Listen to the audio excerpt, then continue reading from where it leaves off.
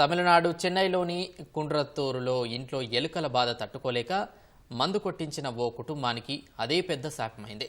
ఎలుకల మందు ప్రభావంతో ఇంట్లోని భార్యాభర్త వారి ఇద్దరు పిల్లలు తీవ్ర అస్వస్థతకు గురయ్యారు. ఆసుపత్రికి తరలించగా చికిత్స పొందుతూ ఇద్దరు పిల్లలు చనిపోయారు. తల్లిదండ్రుల పరిస్థితి విషమంగా ఉంది. ఈ ఘటనకు సంబంధించి ఓ ప్రైవేటు పెస్ట్ కంట్రోల్ కంపెనీకి చెందిన ముగ్గురిపై పోలీసులు కేసు నమోదు చేశారు. వారిలో ఎలుకల మందు చల్లిన దినకరన్ అనే వ్యక్తిని అదుపులోకి తీసుకున్నారు. గిరిధరన్ అనే వ్యక్తి ఇంట్లో ఎలుకల బాధ ఉంది. ఆయన ఓ బ్యాంకు ఉద్యోగి. ఎలుకల బెడద తట్టుకోలేక ఓ ప్రైవేటు పెస్ట్ కంట్రోల్ కంపెనీని సంప్రదించాడు. ఆ కంపెనీ నుంచి వచ్చిన దినకరన్ అనే వ్యక్తి ఇంట్లో ఎలుకల మందు చల్లాడు. టాబ్లెట్ల వంటి మందును ఇంట్లో అక్కడక్కడ వేశాడు. ఒక రాత్రి ఏసీ వేసుకొని ఆ ఇంట్లోని వారు నిద్రించారు. తెల్లవారుజామున వారంతా తీవ్ర అస్వస్థతకు గురికావడంతో సమీపంలోని వారు ఆసుపత్రికి తరలించారు. చికిత్స పొందుతూ 6 ఏళ్ల కుమార్తె, 7 ఏడాది వయసున్న కుమారుడు మృతి చెందాడు.